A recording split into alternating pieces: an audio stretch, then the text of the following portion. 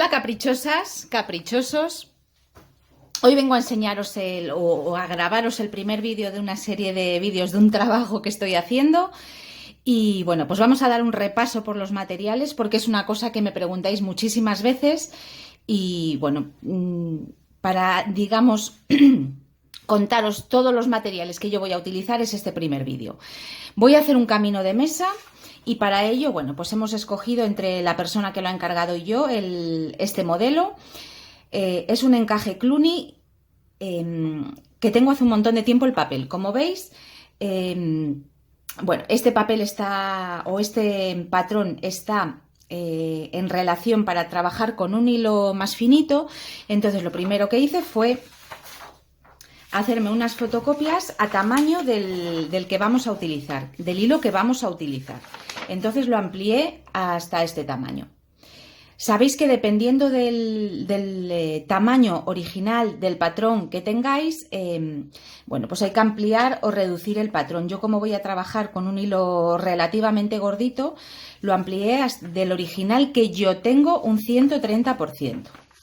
Entonces me salió un patrón así, y lo que siempre procuro hacer cuando sobre todo son trabajos relativamente grandes, porque este, bueno, es grande, pero no es una mantelería, por ejemplo, que lleve un montón de metros, lo que hago es preparar muy bien los patrones antes de empezar a trabajar.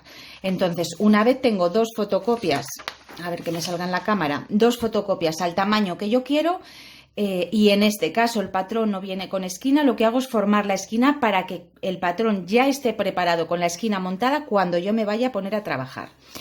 El buscar la esquina es una cosa muy sencilla. Ya hay algún vídeo en el canal, pero bueno, en este caso os voy a enseñar cómo he sacado yo el patrón de la esquina de este diseño. Sabéis que cuando trabajamos en esquina, la última parte que trabajamos siempre es en una diagonal descendente, con lo cual vamos a trabajar en esta zona. Y cuando giramos el cartón para formar la esquina, tenemos que buscarla de una manera descendente, con lo cual, ascendente, perdón.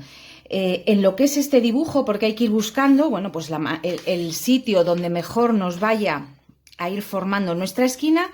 Yo me marqué con un lapicero, que yo creo que se aprecia perfectamente ahí una línea en el patrón, marcando mi línea, formando mi esquinita. Una vez la tengo prácticamente, digamos, razonado por dónde tiene que venir la esquina, ese patrón no le cortáis o le dobláis. Yo, como veis, le tengo aquí dobladito, y a partir de ahí lo que hago es buscar la simetría. A ver, que me estoy saliendo del cuadro, yo creo que tengo la cámara más atrás que de lo normal. Bueno, buscar una simetría donde la línea diagonal descendente, nosotros trabajamos en este sentido. Venimos trabajando así y tenemos que trabajar la esquina en sentido descendente. Entonces montamos el patrón para que el dibujo que nos queda, el dibujo central que nos queda, pero tanto el central como lógicamente la parte del pie y la parte de las ondas nos queden homogéneas, nos quede simétrico. Pues una vez lo tenemos ahí montado y vemos que la esquina queda perfecta, yo lo que hago, a ver si lo encuentro sin mover mucho papeleo, es una fotocopia con la esquina ya montada, que es lo que veis aquí. Como veis, se aprecia un poquito todavía la línea de lapicero que yo marqué, pero bueno. Y así tal cual es como me queda mi patrón montado. Venimos trabajando. Tiki, tiki. Siempre trabajamos con una diagonal descendente, como os digo, pero en este caso, como ya tenemos el patrón de la esquina montada, simplemente giramos y seguiríamos trabajando la esquina en el mismo sentido que venimos trabajando el resto del patrón. Es un patrón, bueno, no sé si os lo dije al principio del vídeo, yo este diseño le he bautizado como diseño Flor de la Pasión o patrón Flor de la Pasión. Es un encaje Cluny muy sencillo en su elaboración, pero luego el resultado de la combinación de todos los dibujos, la verdad que queda precioso. Evidentemente lo que más llama la atención es la corona central, donde vienen unidas las hojitas con las cadenetas, muy características también en este tipo de encaje, todas las cadenetas con sus presillas. Y bueno, pues las onditas formando mini coronas de cadenetas con las presillas exteriores. En el centro va un dibujo geométrico, en este caso es un cuadrado, yo lo voy a hacer a punto de lienzo con una galería. Y bueno, pues este sería el patrón. El hilo que voy a utilizar, que ya digamos el patrón está preparado a razón del tamaño del hilo que yo voy a utilizar, sabéis que mis hilos de cabecera son, cuando trabajo con hilos de algodón, son los hilos de las bobinas de la marca Anchor. En este caso es una numeración 20, que es esa terminación de donde pone artículo. Bueno, pues la terminación 20 es el grosor del hilo, y en este caso voy a trabajar en el color beige o en el color champán, que tiene la referencia 926. En esta marca hay varios tonos de beige. Yo siempre trabajo con el más clarito porque me parece un hilo, este tono de hilo me parece un color muy sutil.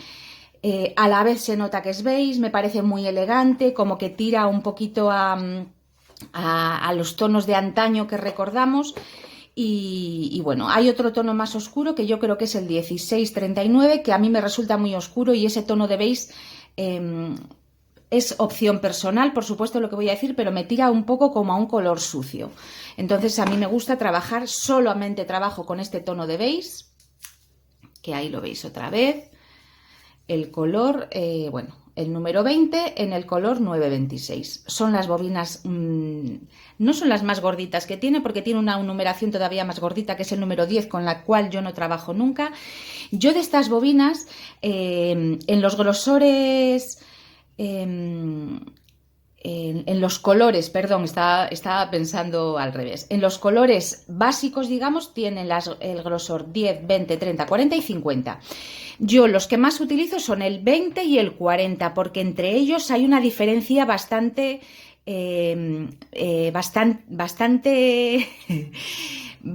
grande. Iba a buscar otra palabra, pero bueno, hay una diferencia de grosor bastante grande. Entre el 10 y el 20 hay muy poca diferencia. El 10 es mucho más gordito y es un hilo como muy grueso. Es un hilo muy grueso con el que yo no trabajo jamás. Luego está el 20, que es con el que utilizo para las mantelerías, para los caminos de mesa, para toallas de lino. Luego está el 30, que yo tampoco utilizo porque la diferencia de grosor entre el 20 y el 30 es muy pequeña. Y luego el 40, que es de los que yo sí que utilizo para las toallitas de bautizo, para pañuelos de comunión. Entonces utilizo 20 y 40. Y luego está el 50, que sí que he trabajado algo con él. Es un hilo muy fino con el que se pueden hacer pañuelos de arras, pero yo para los pañuelos de arras utilizo el hilo de bordar a máquina del número 50, que es muchísimo más fino y me gusta mucho más cómo queda. También deciros que evidentemente el hilo le tenemos nosotros que adaptar al patrón que vayamos a utilizar. Hay patrones, como en este caso, que podemos modificar su tamaño porque queramos trabajar con un hilo más gordo que otro, y hay patrones que no se deben, más que no poder, no se deben ampliar para adaptar al hilo, como los abanicos, por ejemplo. Yo los abanicos, el patrón de los abanicos lo dejo tal cual y lo que adapto es el hilo. Sin embargo, en este caso he adaptado el patrón para utilizar el hilo que yo quería, pero en los abanicos yo recomiendo no ampliarlos, dejarlos a tamaño original y adaptar el hilo que más nos convenga. Pero bueno, en conclusión, voy a utilizar un hilo del 20, que ya los conocéis, y bueno, pues en este tono que me parece una preciosidad. Los bolillos que voy a utilizar los tengo aquí, como veis los tengo ya todos. Bueno, pues iba a decir los hilos cortados. Este vídeo lo estoy grabando cuando ya tengo el encaje terminado, es decir, todos los hilos que tengo aquí son cuando ya he terminado mi labor. Y los bolillos que utilizo son estos bolillos. En este caso son bolillos de Carmelo Badalona.